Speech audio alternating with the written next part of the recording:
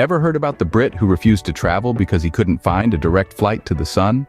Well, lucky for us, we don't need to be that close to the sun to explore the United Kingdom.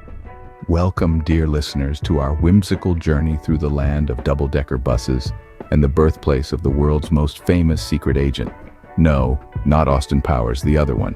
Yes, we're talking about the United Kingdom, a country that's not just one, but four.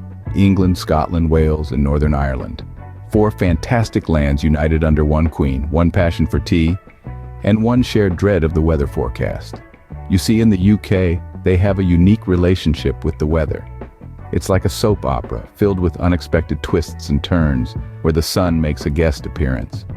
And then rain, clouds, and wind are the main characters. But don't let that deter you. Remember, there's no such thing as bad weather, only inappropriate clothing. So, pack your wellies and your brolly, and you're good to go. Now, let's talk about the British obsession with tea, and no, we're not talking about a casual afternoon cuppa. Oh no, it's a full-on love affair. The Brits consume over 100 million cups of tea daily. That's enough to fill about 20 Olympic swimming pools. Just imagine, a swimming pool filled with tea, and a gigantic digestive biscuit as a floaty. And speaking of standing still, let's not forget the Queen's Guard. You know, those fellas in red coats and tall, fuzzy hats who guard the Queen's residence. They're famous worldwide for their ability to remain motionless no matter what. It's said that they're so good at it, they could win at a game of statues against an actual statue. So buckle up. We're about to embark on a tour around the land of tea, rain, and royal guards who won't even crack a smile. The British countryside, it's not all about cows and wellies, you know. It's more like a James Bond movie, full of mystery, beauty, and occasionally a man in a tuxedo. Let's start with the Cotswolds, the Hollywood of sheep pastures. Imagine rolling hills that look like they've had a hot steam iron taken to them. Quaint villages that make you question whether you've stumbled onto the set of a period drama, and stone walls older than your great-great-granddad. Not to mention, it's the only place where sheep have more Instagram followers than the locals. Then there's the Lake District, a place so stunningly beautiful it's as if Mother Nature herself took a selfie and posted it right there.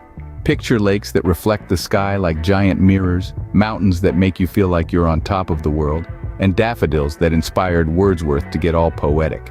The only downside? The geese are as territorial as London cab drivers during rush hour. Let's not forget the Scottish Highlands, where the air is so fresh it makes a mint leaf seem stale. This is a land of rugged beauty, where the mountains are so high they could give an eagle vertigo. And the wildlife? You haven't lived until you've been stared down by a Highland cow with better hair than you. But it's not all about the landscapes. The British countryside is also home to some unique wildlife. You might spot a red squirrel doing a tightrope walk between trees, see a badger having a midnight feast, or, if you're lucky, catch a glimpse of the elusive pine marten. Just remember, if a fox invites you to a party, always decline. They're notorious for their wild shindigs.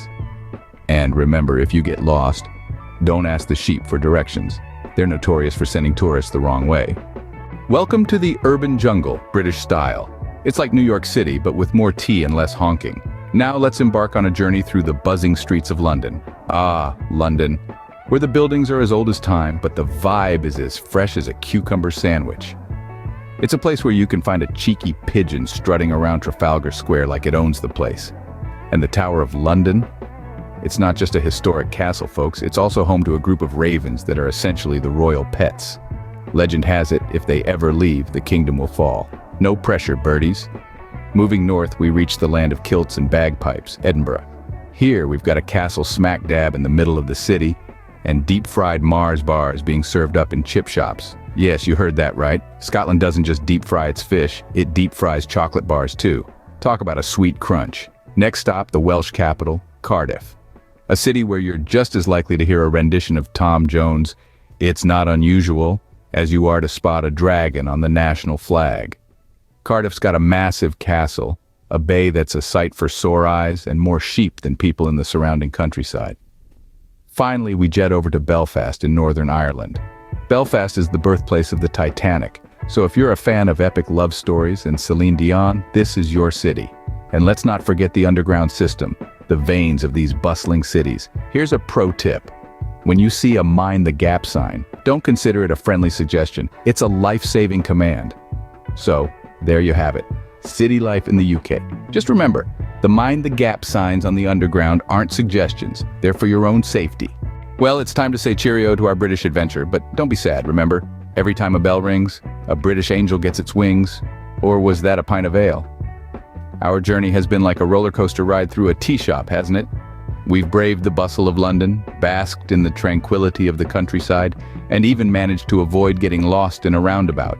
If you're planning your own British escapade, here are a few tips. First, remember to drive on the left. Yes, it may feel like you're in a live-action game of Frogger, but you'll get the hang of it. Second, always have an umbrella at hand. It's not a stereotype if it's true, folks. And third, don't forget to try the fish and chips.